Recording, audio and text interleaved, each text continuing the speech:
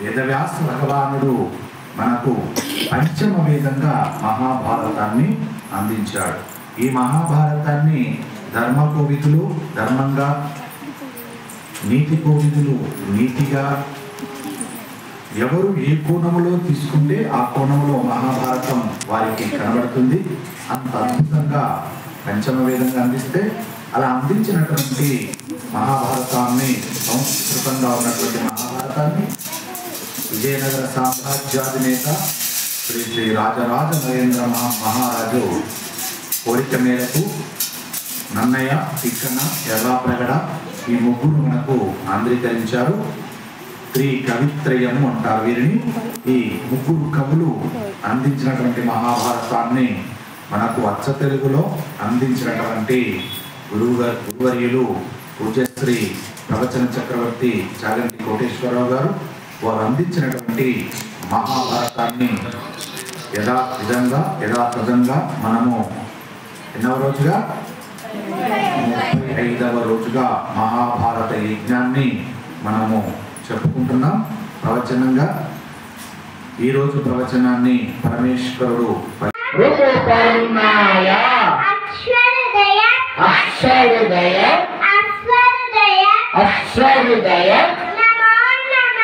నమో నమః కర్కోటకాయ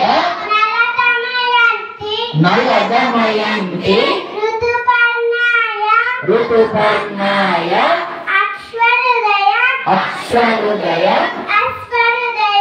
అక్షరుదయ నమో నమః కర్కోటకాయ నలదమయంతి ఋతుపర్ణాయ అక్షరుదయ నమో నమః. ఎలా అనిపించిందమ్మా మీకు ఈ మహాభారత ప్రవచనాలు వింటే? చాలా బాగా అనిపించింది. మనకు కూడా ఆనందంగా ఉన్నది. ప్రతిరోజు వస్తున్నాము, ప్రతిరోజు కూడా చాలా బాగా ఆదరిస్తుంది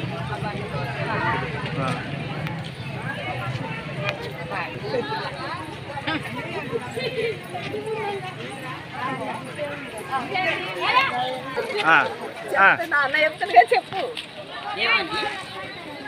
ఏమన్నా అన్నయ్య వింటున్న కొద్దీ చాలా మంచిగా అనిపిస్తుంది.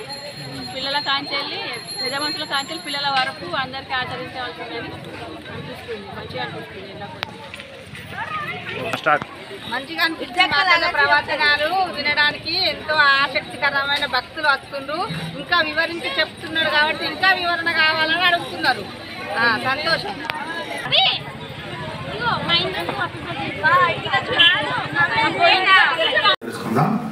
నమస్కారం గురువు గారు. వేదాధ్యాయాలు కేవలం అబ్బాయిలకైనా లేక అమ్మాయిలు కూడా నేర్చుకోవచ్చునా గురూజీ? ఇది నా సందేహం, తెలుపగలరు.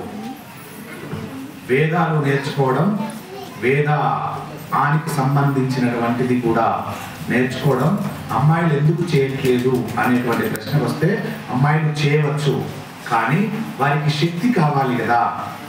వీరి శక్తి ఎవరికి దారిపోస్తున్నారంటే సంతానానికి దారిపోస్తున్నారు శ్రీమాతలు. కాబట్టి కాసింత శక్తిహీనులు అవుతుంటారు. వీరి శక్తి అంతా సంతానానికి ఇచ్చేస్తారు. అందుకే వారు చేయటానికి వెనకడు వేసి, ఎందుకంటే ఒక అక్షరాన్ని వేదాధ్యం ఉన్నటువంటి అక్షరాలు పలకాలంటే ఎంతో శక్తి అవసరం. ఆ శక్తి ఇబ్బంది అవుతుందని చెప్పని వద్దు అన్నారు. నీ దగ్గర ఆ శక్తి ఉంటే నువ్వు పలకవచ్చు.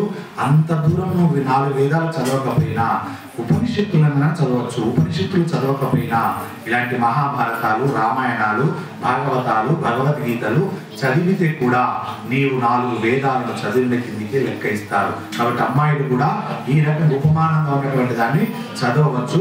తప్పు లేదు, ఏ దోషము లేదు. అమ్మవారు కూడా చేయవచ్చు అమ్మాయిలు. నమస్కారం గురుగారు. భర్త చనిపోయినటువంటి స్త్రీలు రాఖీ కట్టవచ్చునా? దేదీప్యమానంగా కట్టవచ్చు, ఏ దోషము లేదు. అది అన్నా చెల్లెళ్ళు, అక్క తమ్ముల యొక్క అనుబంధం.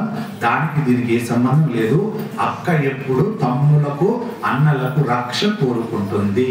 కాబట్టి దీదీప్యమానంగా వెళ్ళి కట్టండి, కట్టించుకోండి అన్నదమ్ములు. అలా కాకుండా మీ అక్కగారికి ఆ వైద్యం వచ్చిందని, మీ అక్కగారిని కాదని ఎవరో పక్కింటిలతోటో లేకపోతే ఇంకోలతోటో రక్ష కట్టించుకుంటే పక్కింటి ఆవిడ నీ శ్రేయస్సును కోరుకోదు. ఎందుకు? నీ తోడబుట్టింది కాదు, నీ రక్తం పంచుకున్నది కాదు, నీ తోడబుట్టిందని కాపదొచ్చిందని అలాంటి వెకిలి చేష్టలు చేయకు దయచేసి. దీదీప్యమానంగా పురుషులు, అన్నలు, తమ్ముడు అలాంటి స్త్రీతో కట్టించుకోవచ్చు రాఖీ, అది శుభప్రదం. జై శ్రీరామ్. శ్రీరాముడికి అక్క ఉన్నదా? ఆ అక్క పేరేమి? శ్రీరాముడికి అక్క ఎక్కడి నుండి వచ్చినది వివరించండి. శ్రీరాముడికి కళ్యాణ తలంబ్రాలు ప్రత్యేకమేమి గురువు గారు వివరించండి. అద్భుతం. రామాయణంలో, వాల్మీకి రామాయణంలో అక్క ఉన్నదని చెప్పలేదు.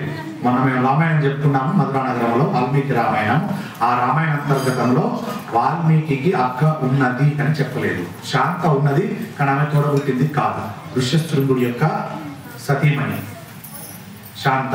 ఆమె కొన్ని రామాయణాలలో అక్క అని చెప్పారు, కానీ కాదు, అక్కగారు లేదు. ఇక శ్రీరాముడి యొక్క కళ్యాణ తలంబ్రాల ప్రత్యేకత ఏమిటి అంటే, స్వామివారు చూసినటువంటి వస్తువే ప్రత్యేకం, చాలా శక్తివంతమైనటువంటిది. అలాంటిది ఆ తలంబ్రాలు, దాని అక్షంతలు అంటారు తల అంబ్రాలు.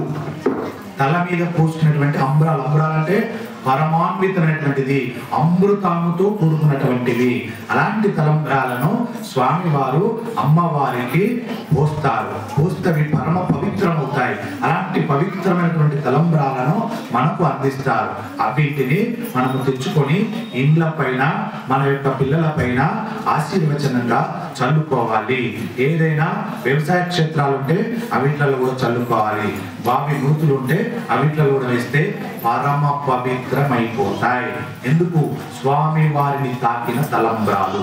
తల అంటే తల మీద, శిరస్సు మీద. అంబ్రాలు అంటే అమృతంగా పోయబడ్డది. అక్షతలు అని కూడా అంటారు. ఆ అక్షతలు అనేటువంటి సందర్భానికి ఏంటిది? క్షతం అంటే క్షేమపాది, శుభాన్ని పెంచేదని అర్థం. కాబట్టి ఆ తలంబ్రాలను అలా వాడుకోవాలి. నమస్కారం గురుజీ గారు. 10th or ఇంటర్ క్లాసెస్ అయిపోయాయి, కానీ పిల్లలు ప్రవచనాలు రావడానికి మొగ్గు చూపడం లేదు. అదే పార్టీల కోసము, బైక్లో తిరగడం, తాగడం, తినడం కోసం అయితే వెళ్తున్నారు. ప్రవచనాలకు వచ్చే తల్లిదండ్రులకు మీరు ఒక్కసారి చెప్పండి గురుజీ, ఎవరో ఈ తల్లిలో పురుషోత్తముడు అని మీకు శతకోటి ప్రణామములు తల్లి. చాలా చక్కటి సందేశాన్ని ఇచ్చావమ్మా. దయచేసి ఇది ఆ తల్లిలో తండ్రి ఎవరో కానీ వాళ్ళ ఆర్తి చాలా గొప్పది. నిజంగా చాలా ఆర్తి గొప్పది. ఈ ఆలోచన ప్రతి తల్లిదండ్రులకు ఉండాలి.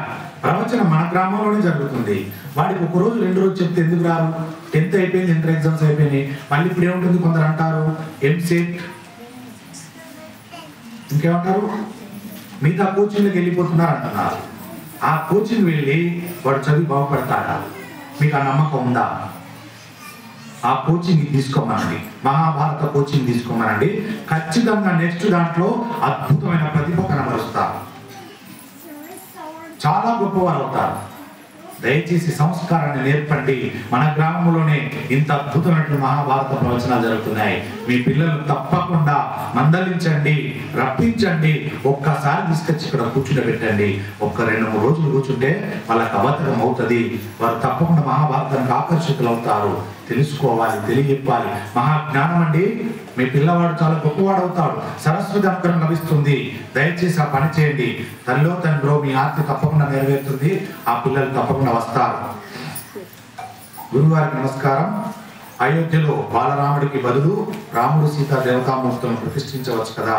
బాలరాముడిని ఎందుకు ప్రతిష్ఠించారంటే, మొదటగా బాలుడిగానే ఎదిగాడు రాముడు, బాలుడు రూపం నుంచి వచ్చాడు. కాబట్టి ఇక్కడ బాలరాముడిగానే ప్రతిష్ఠ చేశారు. తర్వాత వస్తారు స్వామివారు ఉన్నారు, సీతా సహితంగా, అమ్మవారి సహితంగా వర్క్ జరుగుతున్నాయి. అది కూడా జరుగుతుంది.